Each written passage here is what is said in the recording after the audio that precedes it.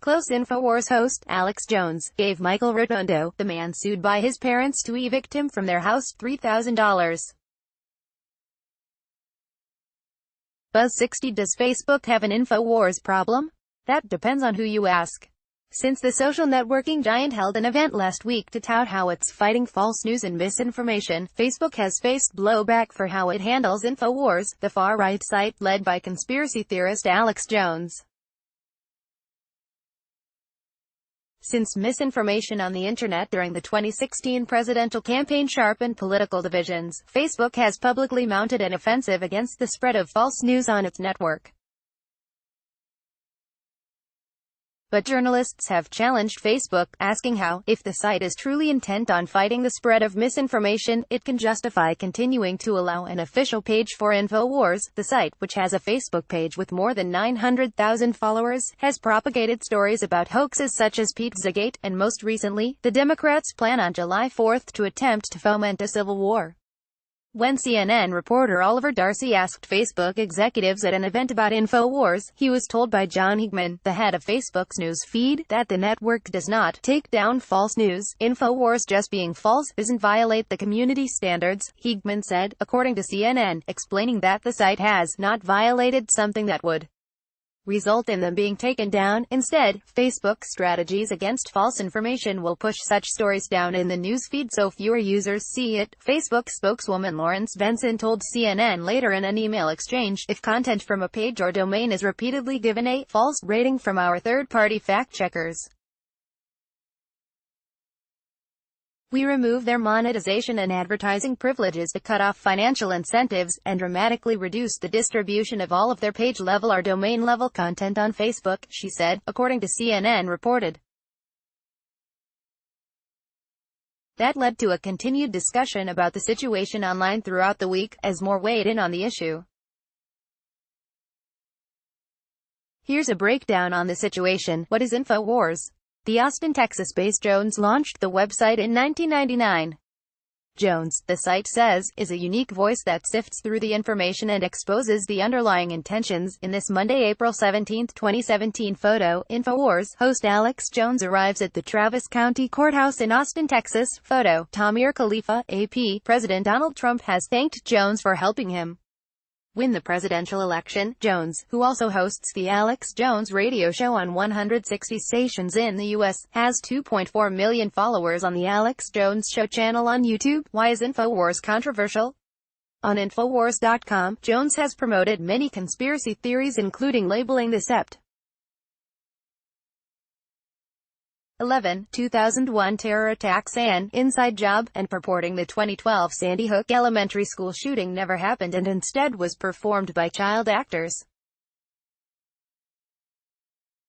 Some families affected by the shooting have sued Jones. Jones also promoted the Pizzagate conspiracy theory that Hillary Clinton operated a child sex ring at Comet Ping Pong, a pizza restaurant in Washington, D.C. on deck. 2016, a North Carolina man opened fire inside the pizza shop. Jones apologized to the restaurant owner. Infowars' misidentification of a man as the shooter in the February mass shooting at Marjorie Stone Douglas High in Parkland, Florida, has led to another suit filed against Jones and the site. Infowars later corrected the story. Why do some want Facebook to take the page down? Some think Facebook is trying to have it both ways with the false news situation. It lets users flag as disputed news articles they consider false. Those posts then are checked by third-party fact-checking groups, which, if they confirm the disputed nature, will attach a link explaining why it's disputed.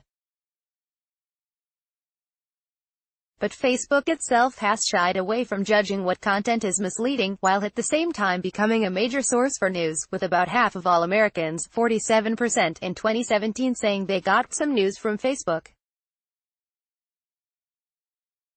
CNN's Darcy posted his story about the Facebook event, saying he didn't get a good answer from Facebook about why Infowars is allowed to keep its page on the network. Facebook responded, "We believe banning these pages would be contrary to the basic principles of free speech. Facebook invited me to an event today where the company aimed to tout its commitment to fighting fake news and misinformation.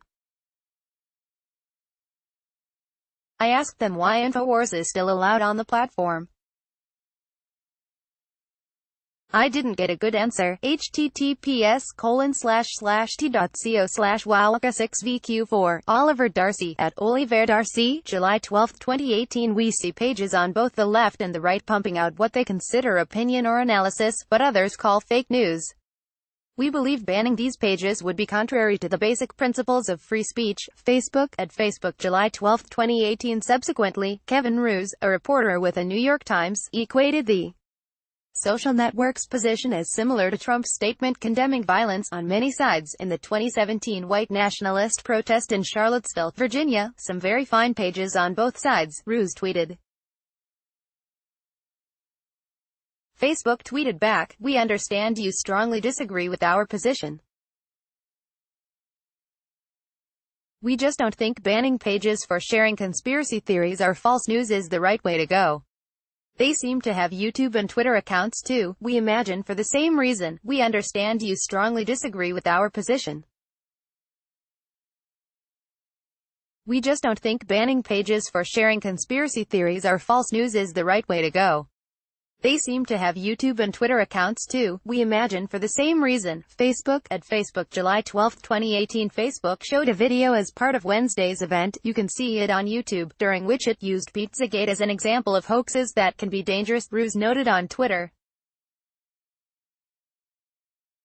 He also screened a 12-minute movie they made about their anti-misinformation push, which is pretty interesting in the examples it shows. https://t.co/9dogreb6b. Kevin Roose, at Kevin Roose, July 11, 2018. What is Facebook's stance? Facebook expects its strategy of tamping down false content and misinformation, fact-checking, and removing monetization and advertising from false news peddling pages will serve as an incentive to offenders. The strategy also is one that supports free speech by allowing different points of view, as Heegman told CNN. Whether that will solve the problem remains to be seen.